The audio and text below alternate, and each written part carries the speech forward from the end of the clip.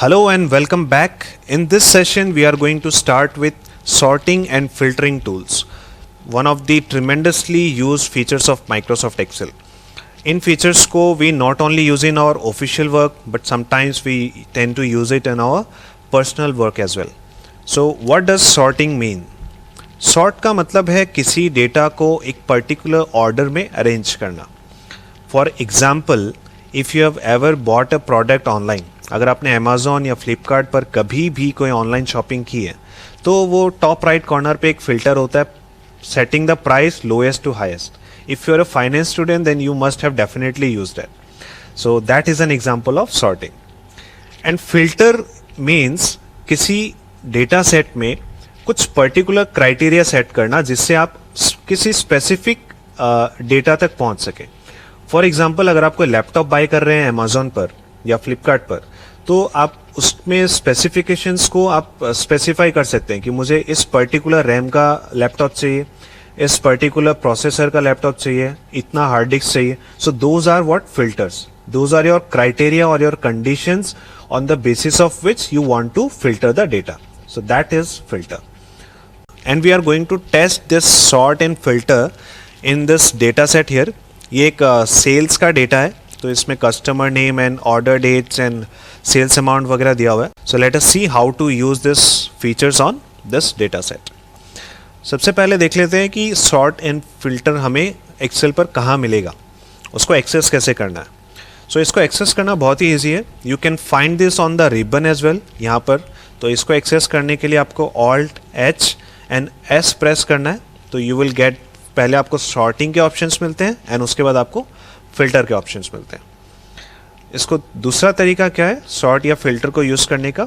आप data tab में अगर आएंगे यूजिंग ऑल्ट ए, तो यहाँ आपको मिलेगा सॉर्टिंग के ऑप्शंस. अगर आपको सॉर्ट असेंडिंग करना है देन एस ए, डिसेंडिंग के लिए एस डी, एंड अगर आपको मल्टीपल लेवल्स पर सॉर्टिंग करना है then you have to press S.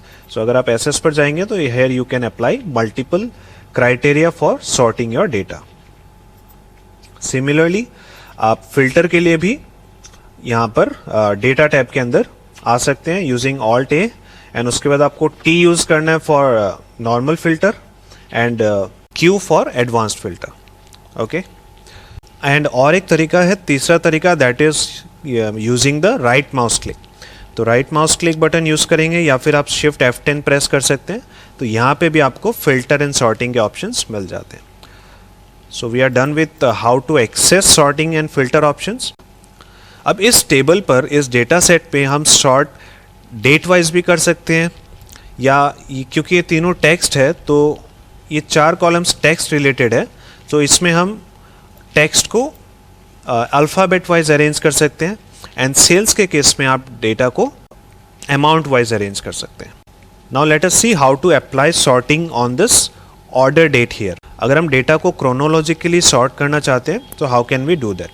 तो उसके लिए प्रेस करते हैं ऑल्ट एच एस, एंड यहाँ से आपके पास ऑप्शन आता है कि आपको ओल्डेस्ट टू न्यूएस्ट चाहिए या न्यूएस्ट टू ओल्डेस्ट. तो अगर हम एकदम रिसेंट डेटा अगर सबसे ऊपर चाहते हैं तो आप ओ प्रेस करेंगे, सॉर्ट न्यूएस्ट टू ओल्डेस्ट. तो if I press this, what happens, अब ये जो सबसे लेटेस्ट डेटा है इस पूरे टेबल पर वो सबसे ऊपर आ गया है, एंड अब एकदम रिसेंट डेटा से हम ओल्डेस्ट डेटा की तरफ मूव कर रहे हैं. ओके. एंड जब हम सॉर्ट करते हैं तो ये सभी सेल्स टेबल पर एक साथ मूव होती है. एंड सिमिलरली अगर आप डेटा को ओल्डेस्ट से न्यूएस्ट डेट पर सेट करना चाहते हैं तो आप क्या करेंगे इसको.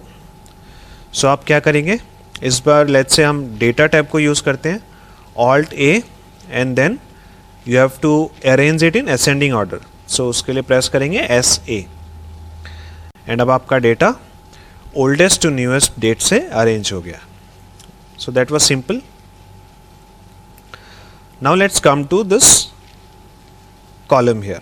अब आप कस्टमर नेम ले या city, region and category, these 4 are columns which contain text. तो टेक्स्ट के केस में आपको सॉर्टिंग के क्या ऑप्शंस मिलेंगे. You can sort it alphabet wise. तो लेट्स से हम कस्टमर नेम को सॉर्ट करते हैं यूजिंग अल्फ़ाबेट्स. सो इसके लिए अगेन ऑल्ट ए, एंड इस बार आपको करना है अगर A to Z जाना है तो यू हैव टू प्रेस ऐसे, तो ऐसे कर लेते हैं. Now this is in alphabetically, this has been alphabetically arranged, A, B, C, D and so on. Same can be applied on these cells as well. अब अमाउंट के लिए, sales के लिए अमाउंट के केस में क्या होगा, the sorting options will be कि आपको लोएस्ट अमाउंट टू हाईएस्ट चाहिए या हाईएस्ट टू लोएस्ट. तो इस बार राइट क्लिक से आपको दिखा देता हूँ.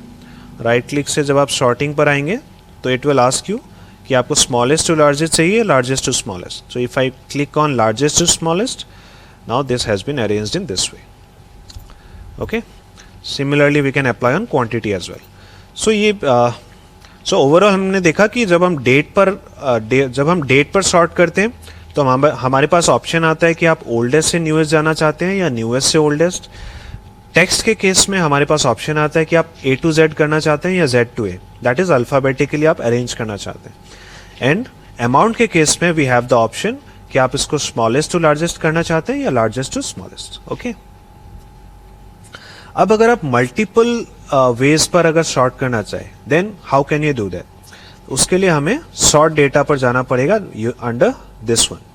सो चलिए प्रेस करते हैं Alt A एंड अब आपको प्रेस करना है SS. अब आपके पास सबसे पहले आपको पूछ रहा है शॉर्ट बाय, तो यहाँ पे हमें हमारा फर्स्ट क्राइटेरिया देना है. तो फर्स्ट क्राइटेरिया हम सेट करते हैं कि हमें लेट्स से रीजन वाइज चाहिए. तो रीजन पर हम क्या करेंगे, अब यहाँ पे आपको ऑर्डर सेट करना है A to Z. Sort on, आप सेल वैल्यूज के हिसाब से सेट करना चाहते हैं या कलर के हिसाब से. तो अभी के लिए हम वैल्यूज के हिसाब से सेट करते हैं. ये हो गया हमारा पहला क्राइटेरिया. अब दूसरा क्राइटेरिया के लिए यहाँ ऐड लेवल पर क्लिक करेंगे या फिर आप Alt A प्रेस कर सकते हैं. तो Alt A प्रेस करने के बाद अब ये पूछ रहा है देन बाय. तो पहला ऑप्शन है सॉर्ट बाय रीजन, उसके बाद पूछ रहा है then by how do you want to sort it. तो उसके लिए हम यहाँ क्लिक करेंगे एंड सेकेंडली हम लेट्स से सेल्स वाइज हम इस डेटा को अरेंज करना चाहते हैं. इसमें आप वैल्यूज ही रहने दें बिकॉज अभी हमारे टेबल पर कोई कलर है नहीं. एंड यहां पर हम चाहते हैं लार्जेस्ट टू स्मॉलेस्ट. ओके, तो ये दो क्राइटेरिया हमने सेट कर लिया. अब प्रेस करेंगे एंटर. नाउ व्हाट हैपेंस, हमने रीजन पर लगाया था और सेल्स पर. तो रीजन पर देखेंगे now this has been alphabetically arrange. तो सबसे पहले C फॉर सेंट्रल है, फिर साउथ है, फिर वेस्ट है. अब सेंट्रल में हमने सेकेंड क्राइटेरिया क्या सेट किया था कि हमें अमाउंट चाहिए, सेल्स अमाउंट चाहिए हाईएस्ट टू लोएस्ट. तो अब within central highest to lowest के हिसाब से ये डेटा सॉर्ट हो चुका है. एंड सिमिलरली साउथ के केस में आप देखेंगे जो हाईएस्ट अमाउंट था वो सबसे ऊपर है and similarly it goes to the lowest amount. So this is how we can put multiple criterias for sorting a data set.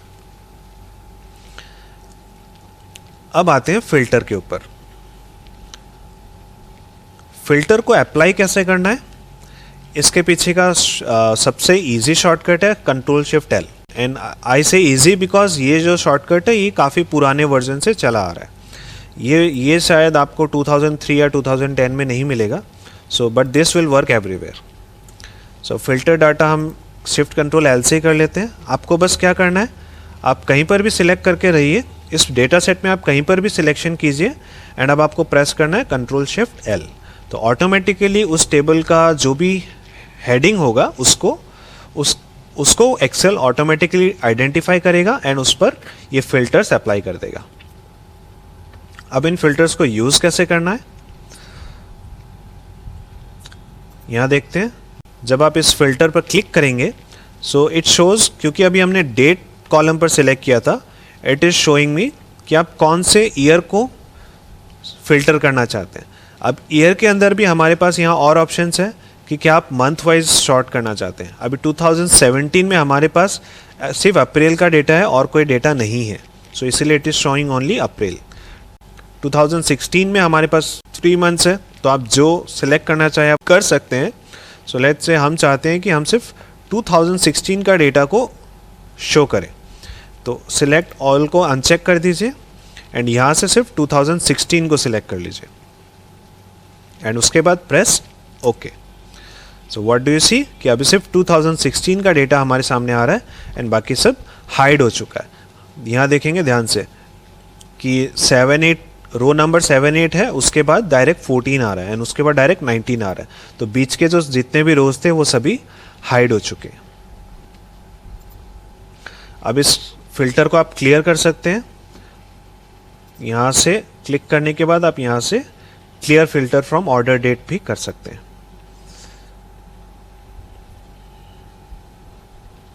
तो अब इस फिल्टर को वापस क्लियर करने के लिए आप शिफ्ट F10 प्रेस कीजिए एंड यहां से क्लियर फिल्टर कर दीजिए फ्रॉम ऑर्डर डेट।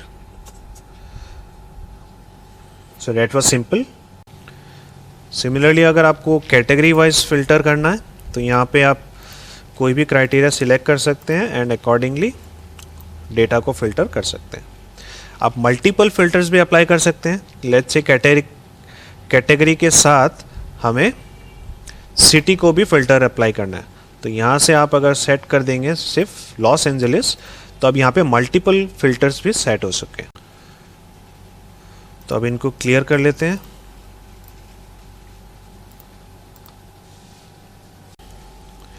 अब एक लास्ट वे देख लेते हैं कि फिल्टर करने का और एक क्या तरीका है।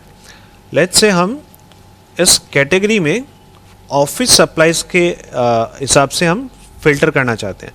We want only to see the data related to office supplies. So उसके लिए आप क्या करेंगे, राइट माउस बटन को क्लिक करना है। यहाँ देखेंगे राइट माउस बटन, तो इसके लिए आप ऑल्टरनेटिवली शिफ्ट F10 भी प्रेस कर सकते हैं, शिफ्ट F10। एंड अब आपको क्या प्रेस करना है, EV। तो E प्रेस करने से यहाँ फिल्टर आ जाएगा, फिल्टर पर आप पहुँच जाएंगे एंड अब आप V सिलेक्ट करेंगे, तो V से क्या होगा, filter by selected cell's value, मतलब जो सेल आपने सिलेक्ट कर रखा है उसके वैल्यू के अकॉर्डिंग ये पूरा डेटा फिल्टर हो जाएगा। सो अभी बिकॉज हमने ऑफिस सप्लाईज को सिलेक्ट कर रखा है, पूरा डेटा इसके अकॉर्डिंग फिल्टर हो जाएगा। So let me again press E and now V। So what do you see कि पूरा डेटा ऑफिस सप्लाईज के हिसाब से फिल्टर हो गया। ओके अब इसी के नीचे और एक ऑप्शन है कि आप यहाँ पे फिल्टर बाय वैल्यू की जगह आप कलर भी कर सकते हैं। तो चलिए वो भी देख लेते हैं। तो उसके लिए पहले हमें यहाँ डेटा सेट पर कलर करना पड़ेगा, तो चलिए कलर करते हैं। अब यहाँ पे क्योंकि सिर्फ 3 कैटेगरीज हैं तो हम इनको कलर कर लेते हैं। आप कैसे कलर कर सकते हैं एकदम जल्दी से, अगर एकदम जल्दी से कलर करना है तो आप क्या कीजिए, इसको रिप्लेस कर सकते हैं। मैं फाइंड करूँगा ऑफिस सप्लाईज एंड इसको मैं रिप्लेस कर दूंगा।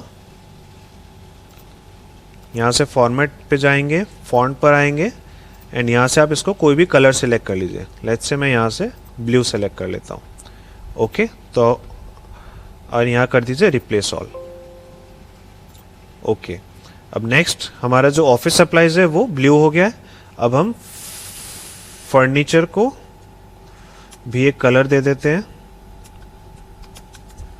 फर्नीचर को अब आप कोई दूसरा कलर दे दीजिए। लेट्स से हम इसको रेड कलर दे देते हैं। Okay and now press okay. उसके बाद आपको करना है replace all. Okay and close. तो अब हमारे पास इस कॉलम में 3 कलर का डेटा है। ऑफिस सप्लाईज है ब्लू में, फर्नीचर है रेड एंड टेक्नोलॉजी है ब्लैक। अब हम करेंगे फिल्टर यूजिंग फॉन्ट कलर। तो अब आपको क्या करना है, राइट क्लिक करना है या फिर आप शिफ्ट F10 प्रेस कीजिए, E प्रेस कीजिए एंड इस बार आपको करना है F प्रेस करना है या फिर आप यहाँ पर आकर ये देखेंगे filter by selected cell's font colour, आपको इस पर जाना है। तो प्रेस कीजिए एंटर। तो इस बार आप देखिए कलर के अकॉर्डिंग भी आप फिल्टर कर पा रहे हैं। सो एक्सेल ने बहुत सारे ऑप्शंस दे रखे हैं डेटा को फिल्टर करने के लिए।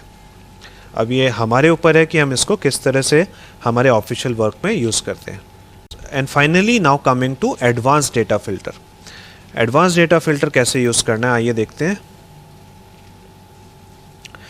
तो उसके लिए पहले चलते हैं ऑल्ट A एंड अब Q। अब ये एडवांस फिल्टर में क्या पूछ रहा है, सबसे पहले लिस्ट रेंज। तो अगर हमने इस डेटा सेट पर अगर कहीं पर भी सिलेक्शन किया हुआ था तो ये इस पूरे टेबल को अपने आप कंसीडर कर लेगा, तो इसमें हमें कुछ नहीं करना। उसके बाद पूछ रहा है criteria, what is the criteria range. तो अब क्राइटेरिया स्पेसिफाई करने के लिए हमें लेट्स से ये चाहिए सिटी लॉस एंजलिस के अकॉर्डिंग हम इस पूरे डेटा को फिल्टर करना चाहते हैं। तो आपको क्या करना पड़ेगा, यहाँ पर सबसे पहले सिटी लिखना पड़ेगा या फिर एग्जैक्टली सेम हेडिंग लिखना पड़ेगा जो यहाँ आपने टेबल पर दे रखा है। तो एग्जैक्टली सेम हेडिंग को यहाँ कॉपी कीजिए एंड उसके नीचे अपना जो भी क्राइटेरिया है उसको स्पेसिफाई कीजिए। फिर आपको यहाँ पर इसको सिलेक्शन करना है। ओके, उसके बाद कॉपी टू, अगर आप इसी एरिया में फिल्टर करना चाहते हैं तो आप ये filter the list in place select कीजिए, या अगर आप अनदर लोकेशन पर फिल्टर डेटा चाहते हैं तो आप यहाँ कॉपी टू अनदर लोकेशन कीजिए। फिर यहाँ पे आपको स्पेसिफाई करना पड़ेगा लोकेशन। तो लेट्स से हम इस सेल को सिलेक्ट कर लेते हैं। तो अब इस फिल्टर का जो भी रिजल्ट होगा वो हमें यहाँ पर दिखाई नहीं देगा, नीचे अलग से वो कॉपी एंड पेस्ट हो जाएगा। तो अब प्रेस करेंगे okay. So what do you see कि लॉस एंजलिस रिलेटेड जो भी डेटा था इस पूरे टेबल पर वो नीचे अलग से कॉपी पेस्ट हो गया। So that is an interesting feature, right. And इसी तरह से अगर मैं इसको डिलीट कर देता हूं, अगेन मैं एडवांस फिल्टर अगर अप्लाई करूं ऑल्ट ए क्यू, इस बार हम कॉपी टू अनदर लोकेशन करते हैं, डेटा सेट हमारा ओके है। क्राइटेरिया अगर हम इस बार एक की जगह 2 सेट करें तो अगेन आपको क्या करना है, इस पूरे एरिया को सिलेक्ट कीजिए। हमने सिटी का क्राइटेरिया सेट कर दिया लॉस एंजलिस एंड कैटेगरी हमने स्पेसिफाई कर दिया ऑफिस सप्लाईज। बट ये चीज ध्यान रखिएगा जो हेडिंग है वो इससे एग्जैक्टली मैच होना जरूरी है। ओके, उसके बाद कॉपी टू, आप कहाँ कॉपी करना चाहते हैं कोई भी सेल सेलेक्ट कीजिए एंड नाउ प्रेस ओके। सो इस बार हम क्या देख रहे हैं, Los Angeles and office supplies के हिसाब से ये जो डेटा है वो फिल्टर होके हमारे सामने आ गया। So that was easy, simple but very very useful when you work upon a large data set. Okay, and ये हमने सॉर्ट एंड फिल्टर सीख लिया। अब इसके बाद जब हम टेबल पर डिस्कशन करेंगे, how to create a table and what are the features of a table, then this knowledge is going to help us in that area as well. Okay, चलिए अब हम डिस्कस करेंगे how to create a table and what are the benefits of creating a table. Okay, अभी हमारे सामने जो ये data है, this is sales order data and this is a range of sales. इसको हमें कन्वर्ट करना है इनटू अ टेबल। सो उसके लिए आप इस रेंज में कहीं पर भी किसी भी सेल को सिलेक्ट कर लीजिए।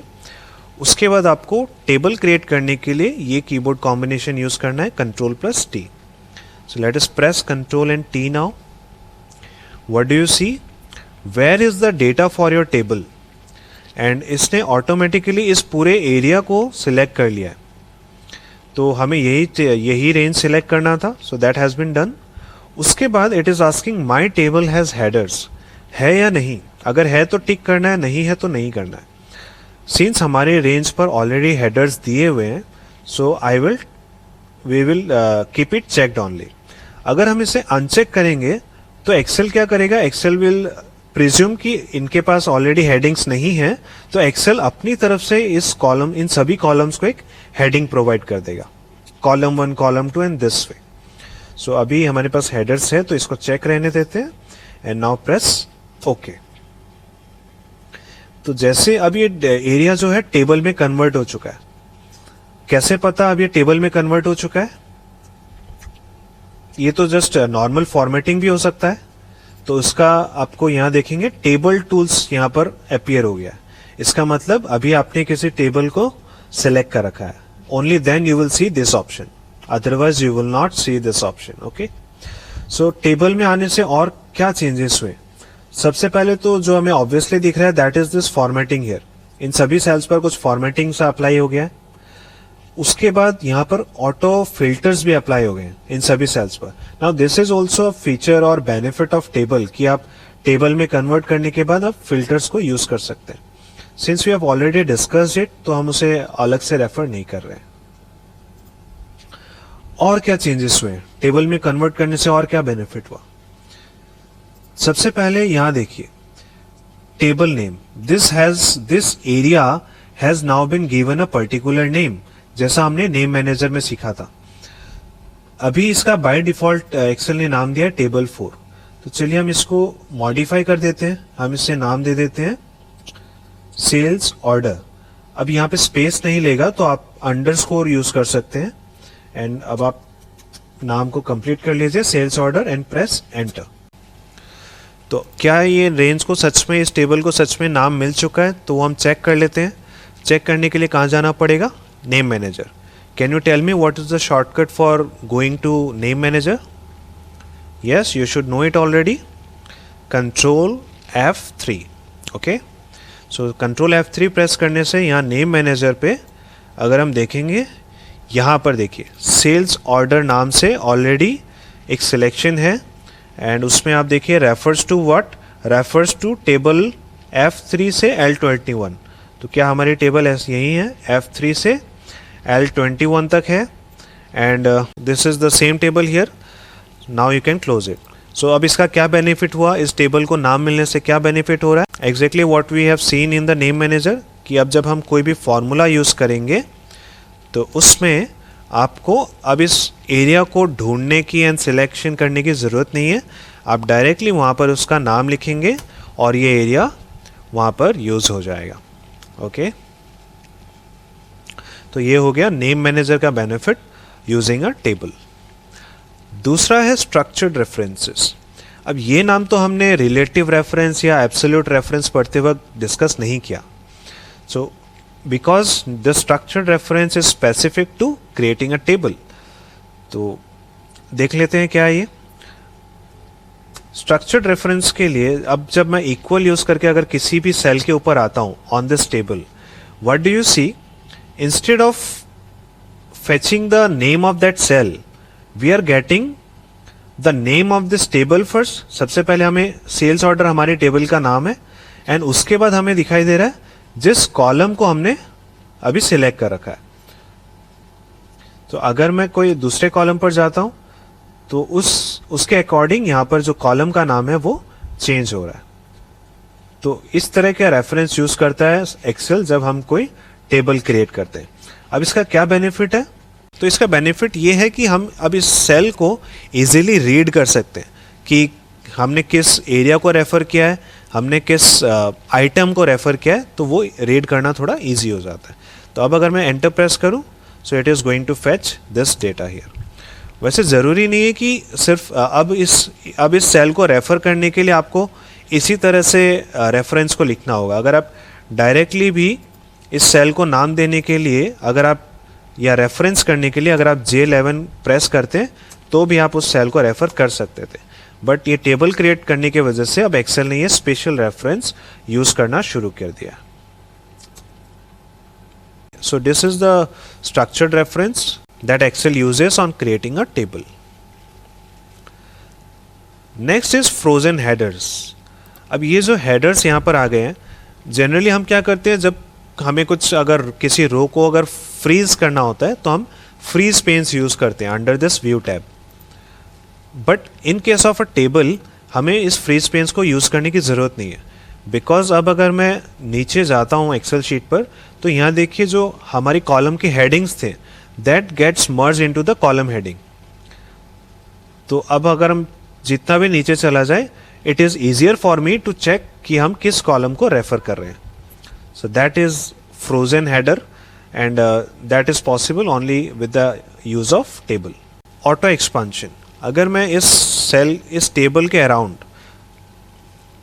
कुछ कैलकुलेशन परफॉर्म करूं, तो लेट्स से हम यहाँ पर जस्ट कुछ भी रैंडम मैं एक कैलकुलेशन कर रहा हूँ.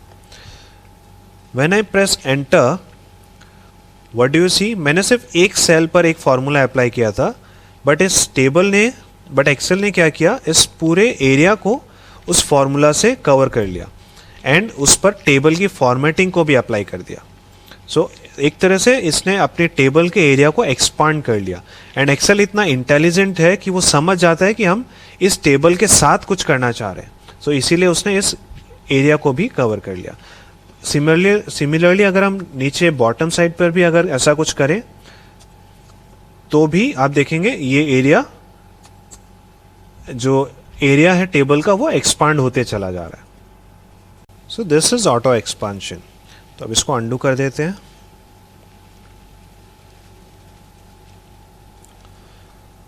उसके बाद आते हैं फिल्टर यूजिंग स्लाइसर्स. चलिए अब स्लाइसर्स डिस्कस करते हैं. ऑन दिस टैब हियर, यहाँ डिज़ाइन टैब पर जो टेबल टूल्स के अंदर है, यहाँ देखेंगे इंसर्ट स्लाइसर का ऑप्शन है. सो इसको आप कीबोर्ड से भी एक्सेस कर सकते थे यूजिंग ऑल्ट JT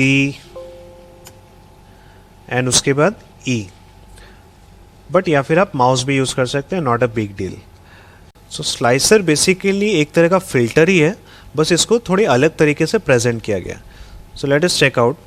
अगर हम let's say region wise and category wise इस डेटा को फिल्टर करना चाहते हैं, तो ये दोनों आप सिलेक्ट कर लीजिए एंड प्रेस करेंगे ओके.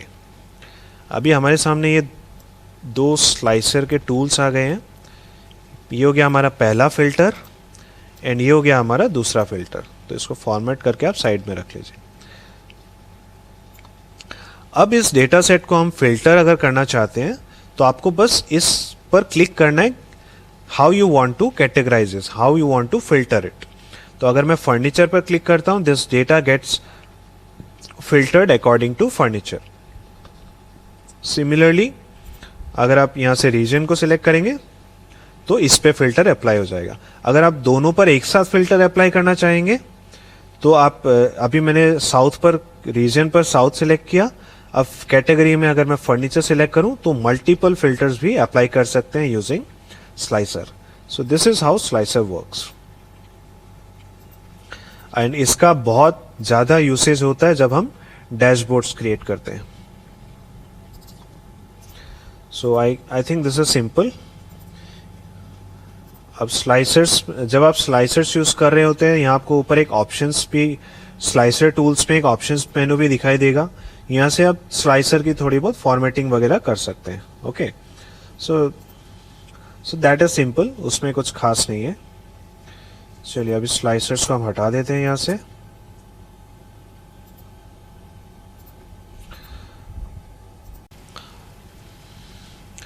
अब एक और चीज़ जो देखने लायक है टेबल में, that is this bottom corner area here. तो यहाँ देखेंगे ये जो कर्सर का जो साइन है मेरा वो चेंज हो जा रहा है.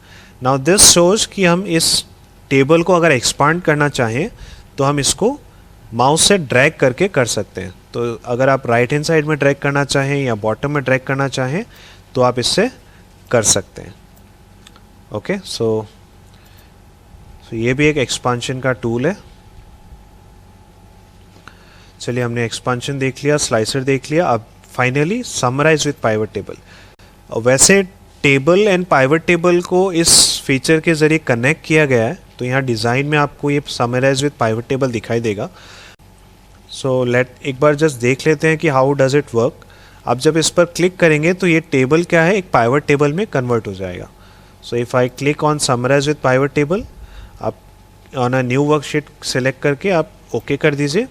Now this that data has been used in this pivot table here. तो अब आप यहाँ पर जो भी पाइवट टेबल्स वैल्यू, जो भी आप पाइवट टेबल से रिलेटेड ऑपरेशंस परफॉर्म करना चाहें आप यहाँ कर सकते हैं. अभी तक हमने पाइवट टेबल्स को डिस्कस नहीं किया है, so I am not going into details about this. इसे हम एक अलग से स्पेसिफिक सेशन में डिस्कस करेंगे. सो टेबल में डिज़ाइन में और देख लेते हैं कुछ ऑप्शंस अगर बच गए हैं. We have seen this summarise with pivot table. Convert to range हम लास्ट में करेंगे. और एक है रिमूव डुप्लीकेट्स. तो रिमूव डुप्लीकेट्स पर क्लिक करने से क्या होगा, एज द नेम सजेस्ट जो भी डुप्लीकेट वैल्यूज़ हैं आप उनको रिमूव कर पाएंगे. सो if I click on remove duplicates, now it asks मी कि आपको ये डुप्लीकेट्स कौन से कॉलम से हटाना है. तो अगर हम लेट्स से एक बार इन सबको अनसेलेक्ट कर देते हैं एंड सिर्फ कस्टमर नेम से जो डुप्लीकेट्स हमें उनको हटाना है अगर, तो प्रेस करेंगे okay. Now what do you see कि अब एक नाम सिर्फ एक ही बार आ रहा है एंड जो मल्टीपल रिपीटेशंस थे सेल्स के अब वो डिलीट हो चुके हैं. ओके, अब कंट्रोल Z कर देता हूँ. सो ये हमने देख लिया. कन्वर्ट टू रेंज हम थोड़ी सी देर में देखते हैं, एकदम लास्ट में मैं आपको बताऊंगा. इंसर्ट स्लाइसर हमने देख लिया है. फिर यहाँ देखेंगे हेडर रो ऑलरेडी सिलेक्टेड है, जो हमने जब टेबल को क्रिएट किया था हमने तब उसे चेक किया था. बैंडेड रोज मतलब ये जो फॉर्मेटिंग इस तरह से अप्लाइड है कि ऑल्टरनेटिवली कलर हो रखा है रोज में. If you want to remove this you can uncheck this. तो अब आपका डेटा कुछ इस तरह से दिखाई देगा. और अगर आप यहाँ नीचे एक टोटल का रो कॉलम चाहते हैं, एक टोटल रो चाहते हैं जिसमें आप इनका टोटल देख सकें, आपके वैल्यूज़ का टोटल देख सकें, then check on this one. ये अभी सिर्फ क्वांटिटी का टोटल शो कर रहा है, आप इसे चाहे तो यहाँ ड्रैग कर सकते हैं सेल्स के लिए भी। Okay, and this is very useful because अब अगर आप कोई भी फिल्टर अप्लाई करते हैं, so this total will change accordingly, because यहाँ पर सम यूज़ नहीं हुआ है, यहाँ पर सब टोटल यूज़ हुआ है। And we are going to yet and we are, तो अभी के लिए बस इतना समझ लें कि जब भी कुछ रोज अगर हिडन हो तो उस केस में हमें हमेशा सब टोटल यूज़ करना चाहिए rather then some formula. Okay, तो ये हमने देख लिया। अब first column and last column अगर आप इसे सिलेक्ट करते हैं तो जस्ट ये फॉर्मेटिंग चेंज हो जाएगा एंड नथिंग मच। एंड उसके बाद आता है बैंडेड कॉलम्स। जिस तरह से रोज ऑल्टरनेटिवली सिलेक्टेड है, इसी तरह से आपके टेबल की फॉर्मेटिंग इस तरह से चेंज हो जाएगी। फिल्टर बटन हमें यूजुअली चाहिए होता है जब हम टेबल क्रिएट कर रहे हैं, आप इसे चाहे तो यहाँ से हटा भी सकते हैं। Okay, and now these are some formatting options here. आप जो भी आपको फॉर्मेटिंग पसंद हो आप उसे यहाँ से यूज़ कर सकते हैं। So that was simple. So अब लास्टली आपको ये दिखा देता हूँ कि कन्वर्ट टू रेंज कैसे करना है। सो अभी जैसे हमने इनिशियली क्या किया था, रेंज से टेबल में कन्वर्ट किया था, अब हम इससे वापस टेबल से रेंज में कन्वर्ट करेंगे। So what you have to do, just select on any cell and click on convert to range. Do you want to convert the range to a normal page, to a normal range? तो Excel ने एक warning दिया है, because table में आपने जो भी चीज़ें अप्लाई की होंगी, फिल्टर या वॉटेवर, वो सभी चीज़ें रिमूव हो जाएंगी एक्सेप्ट द फॉर्मेटिंग। फॉर्मेटिंग छोड़ के सब चीज़ टेबल के जितने भी फीचर्स आपने यूज़ कर रखे हैं वो सब रिमूव हो जाएंगे। सो if I click on yes, तो अब हमारा फिल्टर चला गया, अब हमारा टेबल नेम चला गया, स्ट्रक्चर्ड रेफरेंसेस चला गया, सब कुछ अब हमारे इस एरिया से रिमूव हो चुका है। ओके, बस सिर्फ ये फॉर्मेटिंग रह गया। तो अब इस फॉर्मेटिंग को हटाने के लिए आप क्या कर सकते हैं, इसको सिलेक्ट कर लीजिए एंड ये होम पर आकर यहाँ क्लियर फॉर्मेट्स कर लीजिए। So this way we have converted our table into a range back. So that was about the tables. अब हम देखते हैं कि एक्सेल में फाइल्स को इंपोर्ट कैसे किया जाता है दूसरे एक्सटर्नल सोर्सेज से। ओके, सो उसके लिए आपको डेटा टैब में आना पड़ेगा, ऑल्ट के साथ ए प्रेस कीजिए एंड अब यहाँ देखिए, यहाँ पर you will see get data. Get data में there are lot of options from where you can source data. So like from another workbook, from a text file or a CSV file. If you know text file हो गया आपका notepad. CSV file if you know, CSV file मतलब comma separated values file. अगर आपने कभी online अगर कोई अपना बैंक स्टेटमेंट डाउनलोड किया होगा तो it is usually a CSV file. तो CSV फाइल का फॉर्मेट क्या होता है, उसमें प्लेन फॉर्मेट होता है, मतलब टेक्स्ट जो है कॉमास की मदद से सेपरेट किया जाता है, उसमें कोई भी फॉर्मेटिंग अप्लाइड नहीं होती है. CSV फॉर्मेट का, CSV फाइल्स का बेसिकली यूज़ ये होता है कि जब आप किसी एक एप्लीकेशन से दूसरे एप्लीकेशन में अगर फाइल्स को ट्रांसफ़र करना चाहें तो वो डायरेक्टली ओपन नहीं होती है, उसको पहले आपको CSV में करना पड़ेगा, फिर वो ओपन होंगी. फॉर एग्जांपल लेट्स से अगर माइक्रोसॉफ्ट एक्सेल में आपने कोई टेबल पे कुछ क्रिएट किया, टेबल क्रिएट किया, एंड उस टेबल को, उस फाइल को अगर मैं ओपन करना चाहूँ यूजिंग नोटपैड, तो वो नोटपैड में ठीक से ओपन नहीं होगा, वो कुछ अजीब से कोड्स दिखाएगा एंड वो आपका जो टेबल का जो कंटेंट है वो शो नहीं करेगा. सो उसको आप अगर नोटपैड में ओपन करना चाहते हैं तो फर्स्ट आप क्या कीजिए, एक्सेल को आप एज अ CSV फाइल आप सेव कर लीजिए. सेव एज ऑप्शन में आपको वो टाइप मिल जाएगा CSV टाइप, तो आप उसको सिलेक्ट करके CSV में सेव करेंगे, फिर आप उसे नोटपैड में ओपन करेंगे तो आपका टेक्स्ट आपको वहाँ पे इजीली मिल जाएगा. That will be separated with commas there. So that is the use of CSV file. So that also we can import from there. उसके बाद you have various database options from Azure, Microsoft Azure, then online services and what not, बहुत सारे options हैं. But we will go with the basic one, that is how to import data from text, that is notepad. अब इसके लिए the shortcut was FT। तो चलिए देख लेते हैं। So let us directly come to the exercise importing data from notepad. So आपको क्या करना है, Alt A FT प्रेस करना है या डायरेक्ट इस पर क्लिक कर दीजिए। अब आपको सिलेक्ट करना है आपकी नोटपैड फाइल जिस लोकेशन पर है। तो हमारी मेरी नोटपैड फाइल डेस्कटॉप पर है, तो डेस्कटॉप सिलेक्ट किया एंड इस डॉक्यूमेंट को सिलेक्ट करेंगे एंड अब प्रेस करेंगे इंपोर्ट।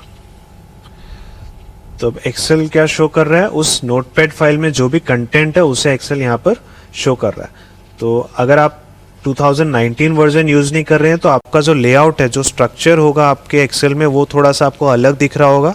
आपका जो इंटरफेस है वो थोड़ा सा अलग होगा, but the function is going to be the same. आपको अल्टीमेटली वहाँ पर ओके करना है या लोड करना है, तो वहाँ से जो भी डेटा होगा वो फैच होकर आपके एक्सेल फाइल में आ जाएगा। तो यहाँ एक न्यू शीट क्रिएट होकर उसमें ये जो उस फाइल में जो भी कंटेंट्स थे वो यहाँ पर शो हो रहे हैं। ओके, तो ये हमने एक्सटर्नल फाइल से यहाँ पर डेटा को इंपोर्ट कर लिया। अब अगर मान लीजिए उस फाइल में कुछ डेटा में चेंज होता है, उसके कंटेंट में कुछ चेंज होता है, तो लेट्स से यहाँ पे हम कुछ लिख लेते हैं, वेलकम टू एक्सेल, एंड अब इस फाइल को हम सेव कर देते हैं। तो हमारे जो सोर्स फाइल था अब उसमें हमने चेंज कर दिया कंटेंट को। अब उसको हम यहाँ पर रिफ्लेक्ट करना चाहते हैं, तो उसके लिए आपको क्या करना है, इसको रिफ्रेश करना पड़ेगा। सो आप यहाँ डेटा टैब पर आकर यहाँ इसको रिफ्रेश कर दीजिए। सो व्हाट डू यू सी, जो चेंजेस वहाँ हुए थे वो आपको यहाँ पर भी दिखाई दे रहे हैं। So that was simple. तो हमने देख लिया, when the source file is change, refresh connections and data changes in Excel as well. And this way we have learned how to import data from Notepad. Similarly, we can import data from web as well. If you use some kind of information from the web, for example, आप अगर कुछ inflation rates use कर रहे हैं या GDP rates use कर रहे हैं या आप currency conversion rates use कर रहे हैं, we usually use such kind of data in Excel, right? And अगर आप चाहते हैं कि वो data जब change हो dynamically, because in the practical world वो रेट्स चेंज होते हैं over the time.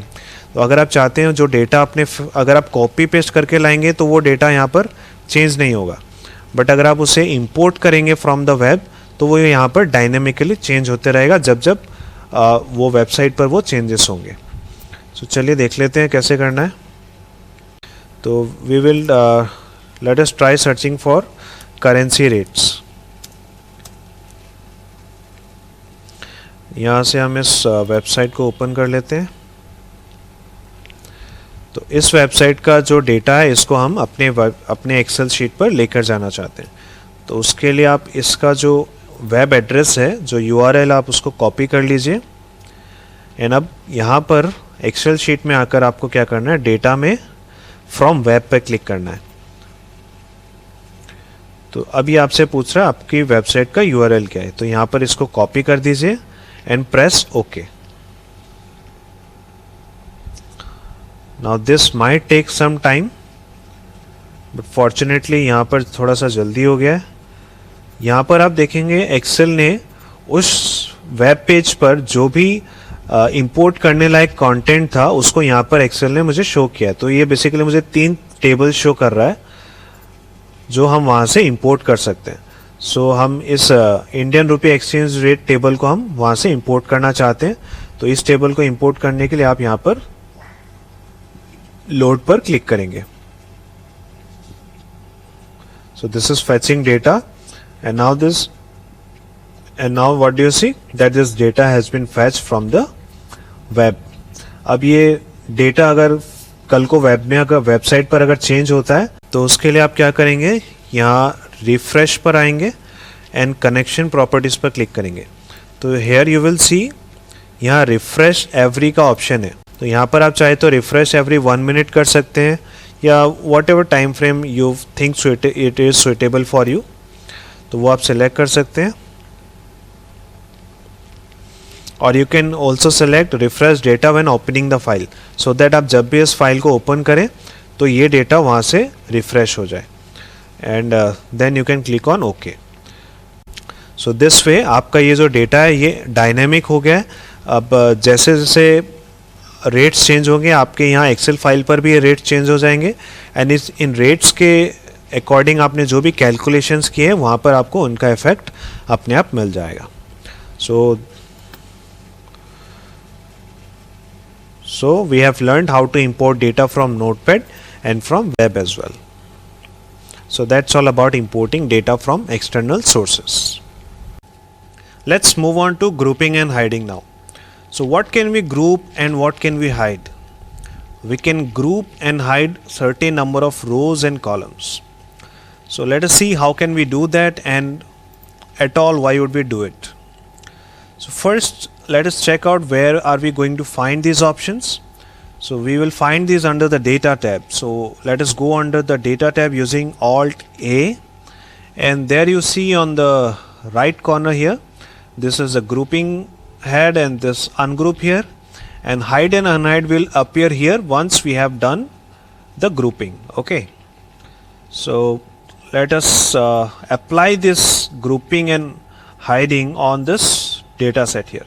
So this is the same sales order data which we have been using so far, the same order dates and customer name, city and region.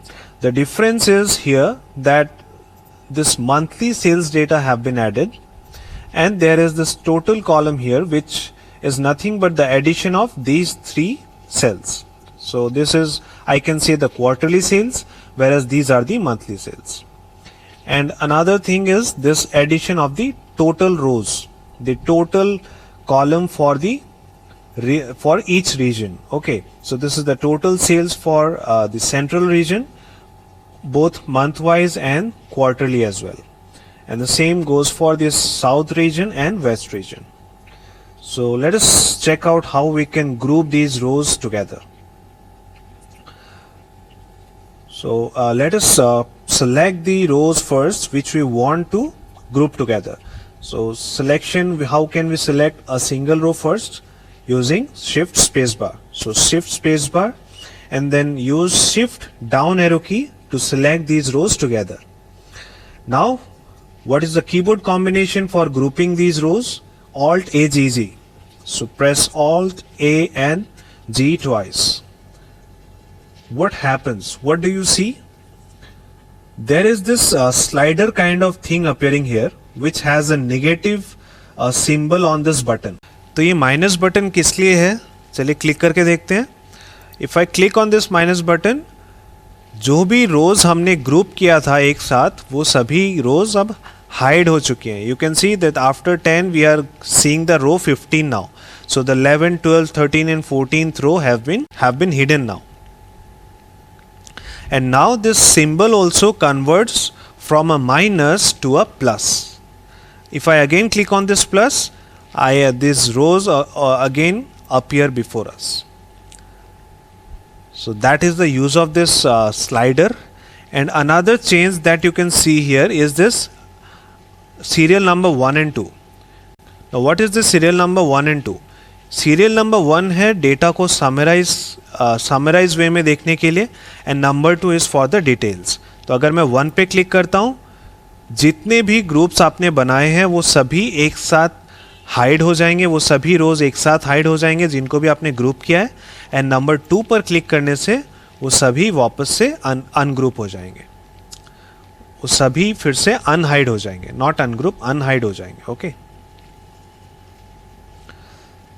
सो चलिए और application देखते हैं. वापस इनको south में and waste पे भी apply करते हैं. सो इन सभी सेल्स को सिलेक्ट करेंगे, shift space bar, then shift down से इनको सिलेक्ट किया, फिर ऑल्ट ए जी जी. तो इस पर भी अब ये ग्रुपिंग अप्लाइड हो गया. एंड अब इस एरिया को भी सिलेक्ट कर लेते हैं, shift space bar, shift down and again Alt A G G. चलिए ये हमने मल्टीपल रोज पर हमने ग्रुपिंग को अप्लाई करके देखा. अब इसी तरह से कॉलम्स पे भी अप्लाई करते हैं. We have this monthly sales data here and this quarterly sales data. तो इन सभी मंथली सेल्स को हम एक बार, इन सभी कॉलम्स को हम हाइड करते हैं यूजिंग, पहले ग्रुप करते हैं. तो इसके लिए आपको क्या करना है, इन सभी को आप सिलेक्ट कीजिए. अगर मैंने कॉलम्स को सिलेक्ट नहीं किया है, अगर मैंने जस्ट सेल्स को भी सिलेक्ट किया है, तो भी आप alt A G ji press कर सकते हैं. In that case Excel will give you an option कि आपको क्या हाइड करना है।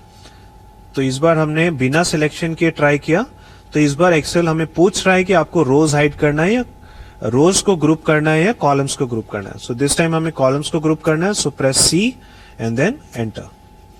तो now we see this slider button here as well.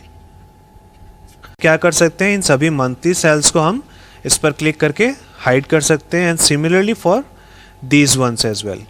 तो आप इनको भी हाइड कर सकते हैं। एंड अब अगर आपको फिर से वापस सारी डिटेल्स चाहिए तो instead of doing it again from here, आप यहाँ से डायरेक्टली 2 पर क्लिक कर दीजिए। तो जब आप 2 पर आएंगे तो आपको सभी डिटेल्स मिल जाएंगी for the rows, and columns के डिटेल्स के लिए आपको यहाँ देखिए, यहाँ से आपको 2 पर क्लिक करना पड़ेगा।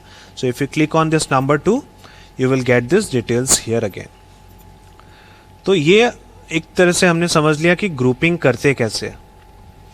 अब इसका पर्पज समझते हैं, ग्रुपिंग करने की जरूरत क्या है।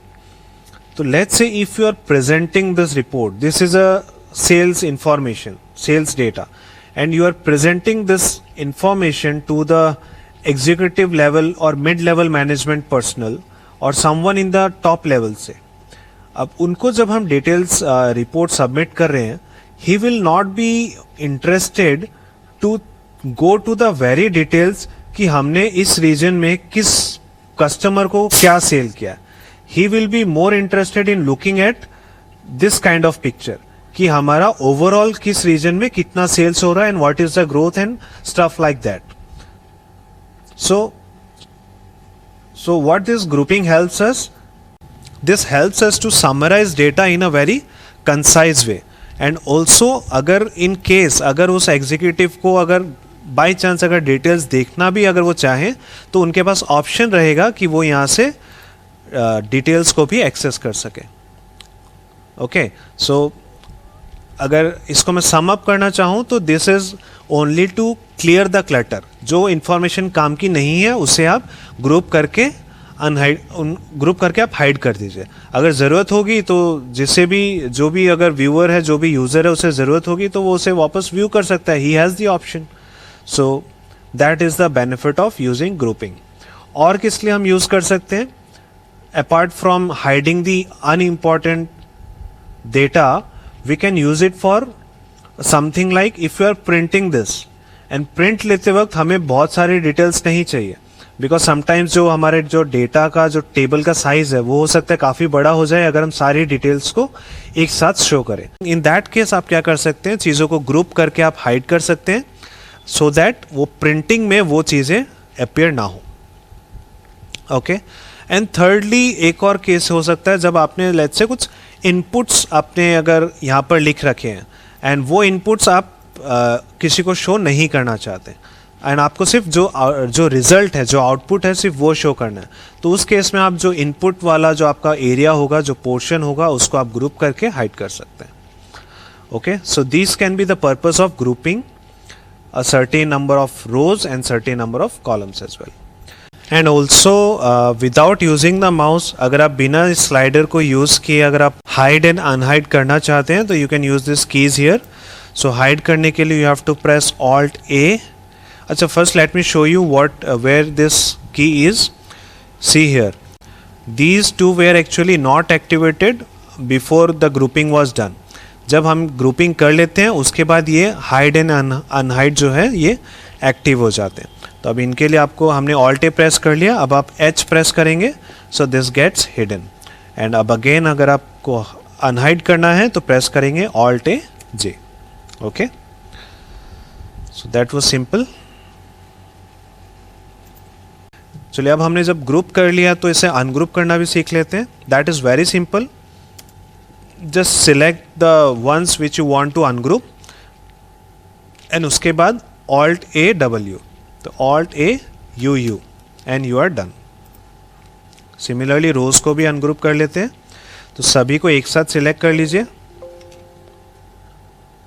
एक साथ सिलेक्ट करने के बाद alt A U U and we are done. So that was simple and easy. अच्छा, हमने ये तो देख लिया कि किसी रो या कॉलम्स को ग्रुप करने के बाद उसे हाइड या अनहाइड कैसे करना है, But you can also do this without grouping as well. So let's say if I want to hide these columns again and this time without grouping. So how can I do that? उसके लिए आप करेंगे right click या फिर shift F10 प्रेस कीजिए and फिर H प्रेस कीजिए. You can see this hide option here. तो आप H प्रेस करेंगे and this columns got hidden without grouping. इस बार हमारे यहाँ पर कोई स्लाइडर नहीं है. There is no 1-2 serial number. It means that there is no grouping this time. तो कौन सा बेटर है, ये इस तरह से हाइड करना चाहिए या ग्रुप करके हाइड करना चाहिए? इस तरह से हाइड करने से थोड़ा सा रिस्क है, बिकॉज अब इस केस में कोई क्ल्यू नहीं है कि किसी सेल्स को, किसी कॉलम्स को आपने हाइड कर रखा है. एंड हो सकता है आप इसे हाइड करके फिर आप इसे जो डेटा आपने हाइड किया था आप उसे फिर मिस कर जाएं एंड आप भूल ही जाएं कि आपने कुछ हाइड भी कर रखा है. तो चलिए अब इसको फिर से अनहाइड कर लेते हैं. इसको इन कॉलम्स को सिलेक्ट कर लीजिए. आप शिफ्ट F10 प्रेस कीजिए एंड U प्रेस कीजिए. Okay, so that's it for grouping and hiding. Alright, the time has now come for data validation. What do you mean by data validation? Have you ever filled a form online? Or have you ever signed up for a website? I know you are on the social media, so you have done that. We all have done that. When we are to enter our mobile number while signing up, जब हम sign up करते वक्त आपको जब आपका mobile number provide करना होता है तो उस फील्ड में क्या आपने कभी लेटर या कोई अल्फ़ाबेट टाइप करके देखा है?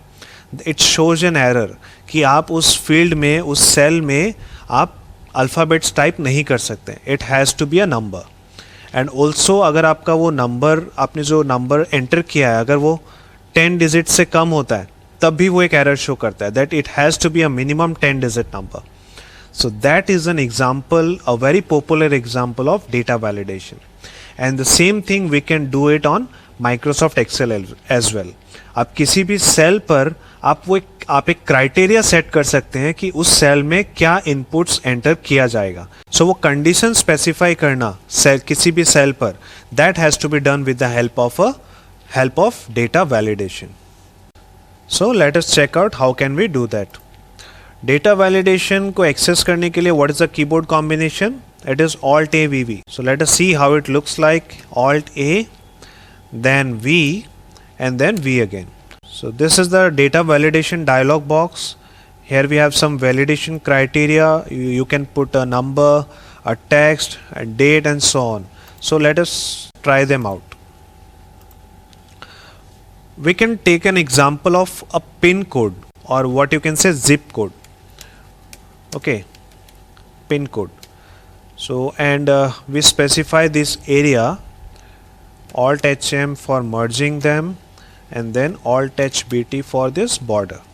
Okay, now this is our field, and here we want to specify this condition that this pin code field has to be a number 1, and number 2 that this has to be a 6-digit number, neither less than that nor greater.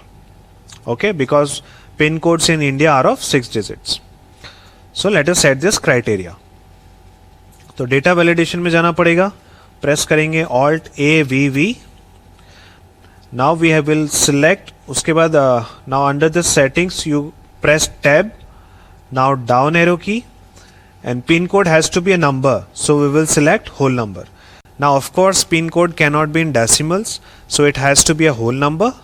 So select this one and press enter, and now it shows some more criteria, more conditions, like what kind of data it has to be. It has to be between certain range, or equal to some number, or less than or greater than some number. So what we can do, since it has to be a 6-digit number, we can specify that the minimum number that can be entered is 1 lakh. That is the smallest 6-digit number, and the maximum can be the largest 6-digit number, that is 6 times 9. Okay, so now press OK. We are done with the data validation. Now let us check it out whether it is working or not. If I press the pin code, some random pin code, I have used number and I have used 6 digits, so this should not be a problem. Now let me reduce one digit from this pin code. If I delete this number and press enter, you will see that Excel pops up an error. What it says, that this value doesn't match the data validation restrictions defined for the cell, that we have restricted the input for this cell. So मतलब अब Excel इसको enter करने नहीं देगा. अगर मैं यहाँ पे कुछ टेक्स्ट भी टाइप करके देखूं तो भी प्रॉब्लम है, Excel इसको भी अलाउ नहीं करेगा. तो मतलब जो इनपुट हम चाहते हैं बस वही यहाँ पर अलाउ होगा, उसके अलावा नहीं. Okay, so similarly let us check it out for the text as well. अगर हम कुछ टेक्स्ट एंटर करना चाहते हैं,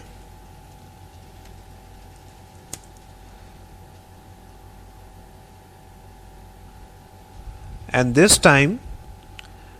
time we will change the data validation part. यहाँ पर हम क्या चाहते हैं कि हमारा जो टेक्स्ट है,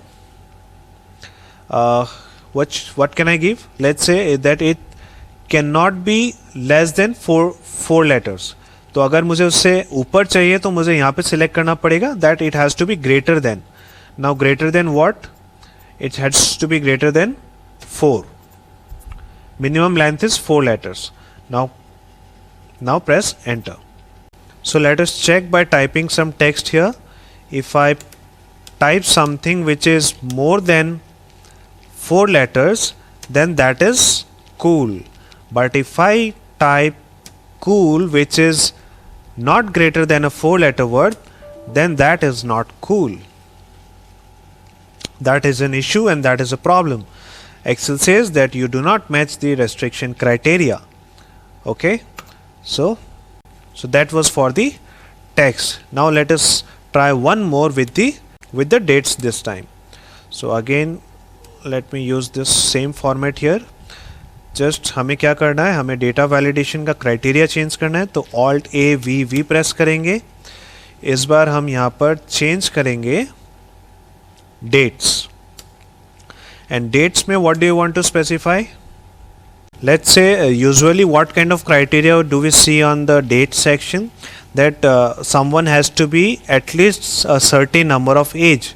So let's say if we want our user to be at least 10 years of age, then what we can select, that the year that he can enter has to be greater than 1st 2010. Now along with this, let us also check out these things here. Input message. आप यहाँ पर अपने यहाँ पर हम क्या कर सकते हैं, जो भी यूज़र है उसको गाइड कर सकते हैं कि किस टाइप का डेटा उन्हें यहाँ पर एंटर करना है. तो यहाँ पर हम गाइड कर देते हैं एक नोट. आप टाइटल कुछ भी दे सकते हैं, मैं जस्ट यहाँ पर लिख रहा हूँ कि हम एक नोट डाल देते हैं that you have to be at least 10 years of age. Okay, सो इस तरह का एक इनपुट मैसेज हमने डाल दिया है. एंड इसके बाद आता है एरर अलर्ट. तो इनपुट मैसेज कब दिखाता है, जब यूज़र इनपुट डालेगा उससे पहले. एंड एरर अलर्ट कब आएगा, जब उसने अगर कुछ गलत डाल दिया है उसके बाद उसे, जब उसने कोई गलत इनपुट डाल दिया है उसके बाद एरर अलर्ट आएगा. तो यहाँ पर अभी ये स्टॉप है. आप यहाँ इसे वार्निंग कर सकते हैं, इसे इंफॉर्मेशन कर सकते हैं. तो बस ये सिंबल चेंज होगा. स्टॉप थोड़ा सा रूड लगेगा तो इंफॉर्मेशन रहने देते हैं. टाइटल में आप लिख सकते हैं age criteria. And error message हम क्या डाल दें,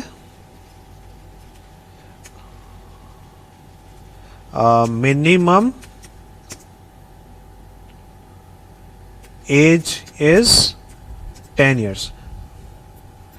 ओके, तो हमने एक इनपुट मैसेज दे दिया, एक एरर अलर्ट दे दिया, एंड हमने अपना क्राइटेरिया सेट कर दिया कि जो बर्थ डेट है, जो ईयर है, वो 2010 से पीछे नहीं होना चाहिए. Okay, now press okay. तो अब हमारे इस केस में क्या हो रहा है, हमारे पास पहले से एक इनपुट आ रहा है, यूजर को एक इनपुट मिल रहा है that you have to be at least 10 years of age.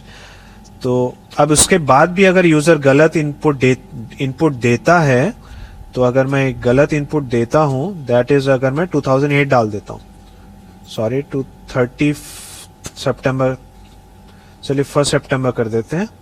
And if I press enter now, so इस बार हमारे पास एक कस्टमाइज्ड एरर आ रहा है। इससे पहले क्या हो रहा था, इन दोनों केसेस में एक्सेल अपने आप एक एरर मैसेज बनाकर शो कर रहा था, बट इस बार जो एरर अलर्ट आया है वो हमने खुद स्पेसिफाई किया है कि किसी यूजर को क्या शो करना है।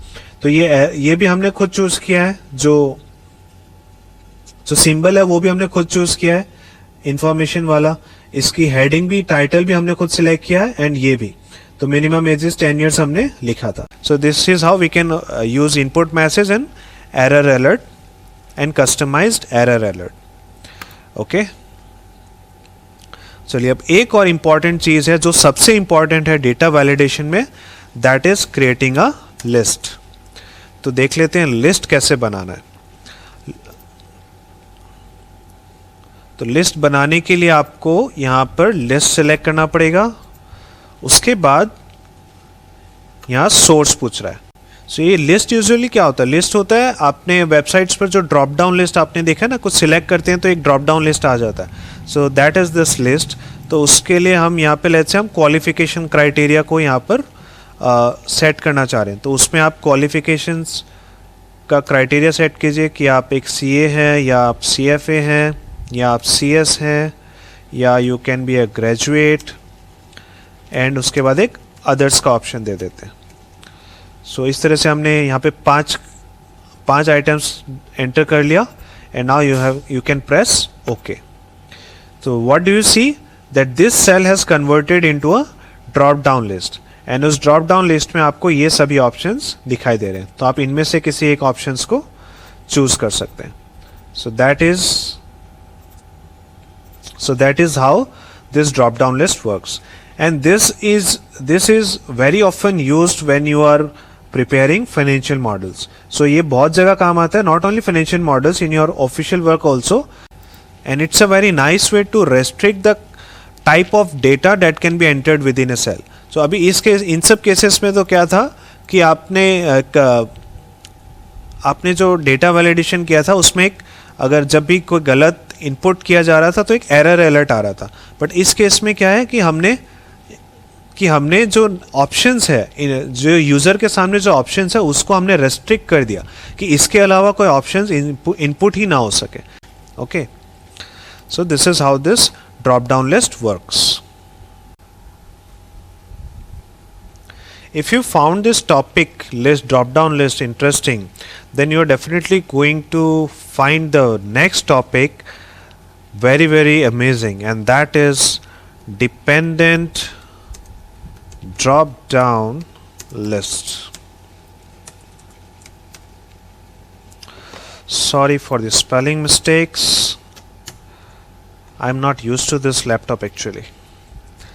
Okay, so let us first set up our framework.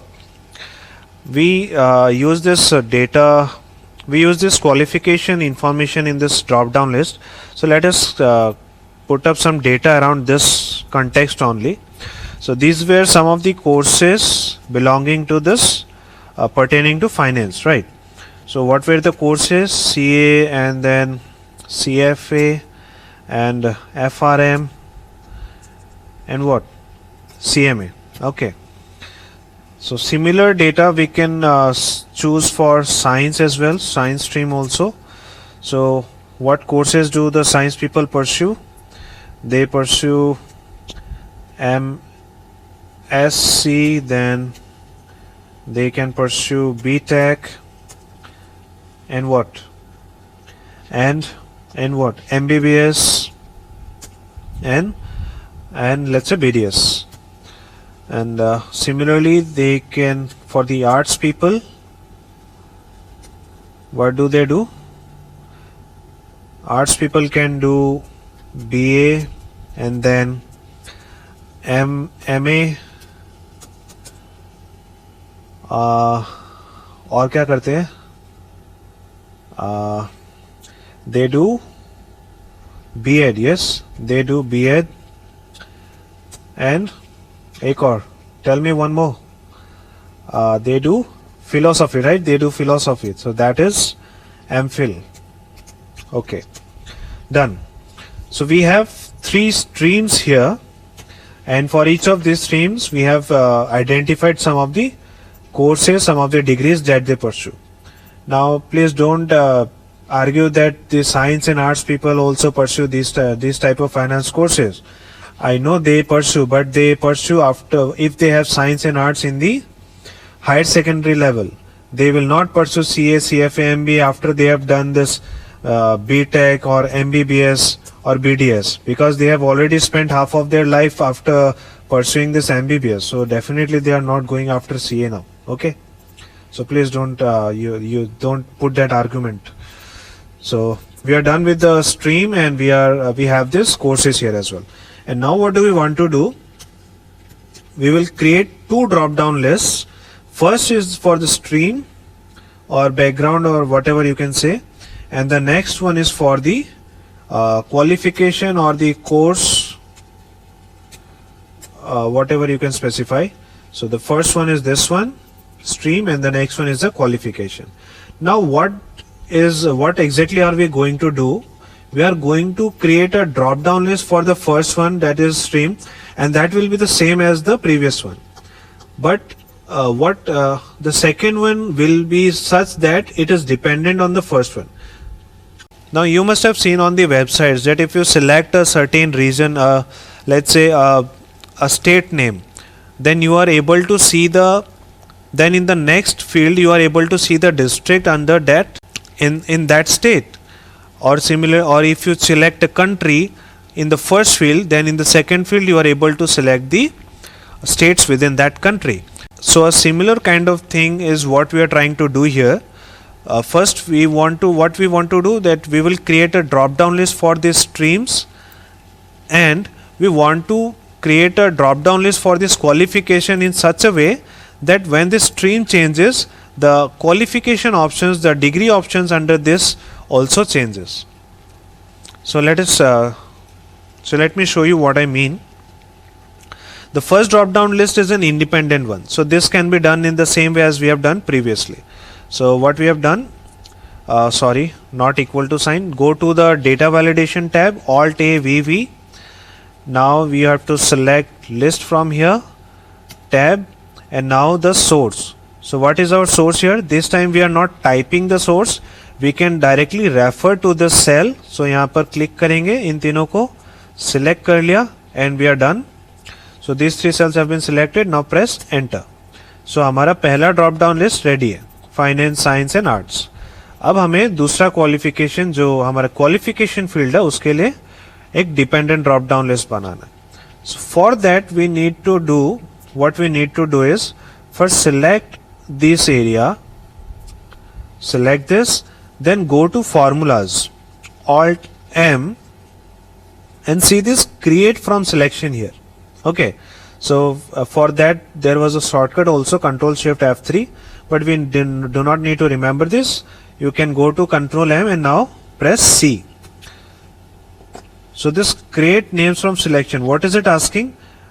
This is asking whether you have rows or columns, the main headings. We have only the top row, and we do not have a heading on the left column. So we uncheck this one and we keep this top row as selected. Now press OK. So what has happened? You do not see any change, right? You will see the change when you come here. If you click on this name box, and now if you click on arts, what do you see? That this selection, the active cell jumped on to this area here. Now if I select finance from this area, then the selection jumps to this portion, and similarly if I jump to science, then this portion. Okay, so now we can go to creating a drop down list on this location. What you need to do, again go to the data validation and drop down list. So press Alt A VV. Now press tab, list from here, and now source. Now it is asking for source, right? So this time our source, for this source we have to use a formula, and that is the indirect formula. Okay, so indirect, press use equal indirect, and now give shift 9 से open bracket करेंगे, उसके बाद आपको ये select करना है this पहले आपके पहले ड्रॉप डाउन लिस्ट वाले फील्ड को. सो इसको सिलेक्ट करने के बाद क्लोज कर देंगे, शिफ्ट 0 से इस ब्रैकेट को क्लोज करना है. सो अब आपको अब आप so we are done with process. Now press enter.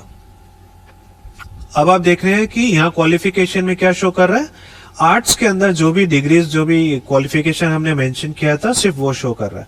अगर इस लिस्ट को हम चेंज करते हैं फाइनेंस में, then what do you see that this qualifications have also changed, and similarly for the science stream as well.